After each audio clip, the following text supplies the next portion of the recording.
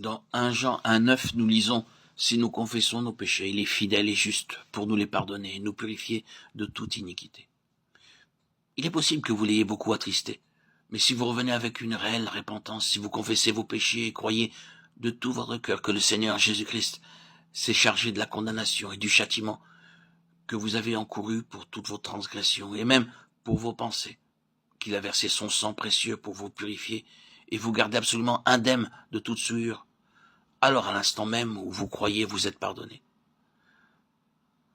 Si avec la même humilité nous confessons, nous aussi, nos péchés, et obéissons à ses paroles, confiant dans sa miséricorde et sa compassion, il nous pardonnera et nous restaurera. De même qu'une nouvelle joie entrait dans le cœur du peuple de Dieu en marche vers Jérusalem et augmentait à mesure qu'il s'élevait, de la même manière, notre joie grandira à mesure que nous avancerons en triomphant de chaque tentation et de chaque épreuve. Lorsque nous recevons le Seigneur Jésus-Christ comme notre Sauveur, nous devons croire dans notre cœur que lui-même est notre justice et en a fini sur la croix avec le vieil homme. À ce moment-là, Dieu ne tolérera pas que des impies nous causent du tort, psaume 125:3. Lui-même peut nous punir, mais il ne leur permettra pas de nous toucher.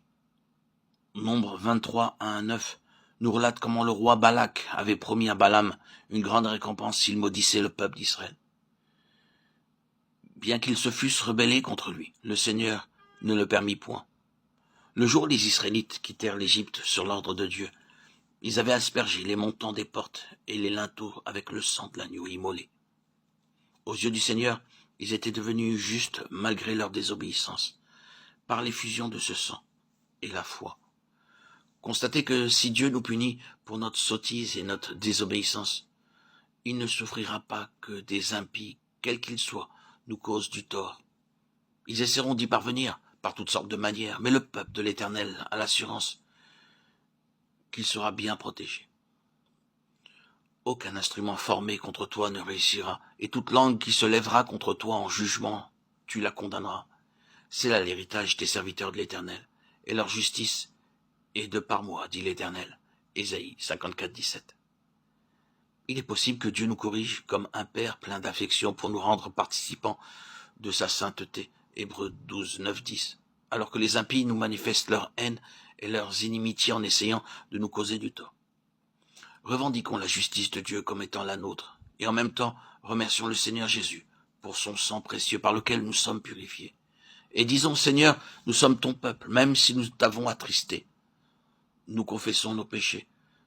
Daigne nous punir toi-même, mais ne permets pas aux impies de le faire. Notre sécurité consiste à nous remettre nous-mêmes dans la main de Dieu. C'est ce que fit David. Il s'écria « Oh, tombons entre les mains de l'Éternel, car ses compassions sont immenses. Mais que je ne tombe pas entre les mains des hommes. » 2 Samuel 24:14. Quel privilège nous avons en tant que peuple racheté de Dieu lorsque nous devenons justes de la propre justice de Dieu.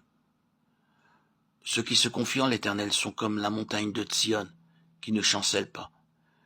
Elle subsiste à toujours. Psaume 125:1.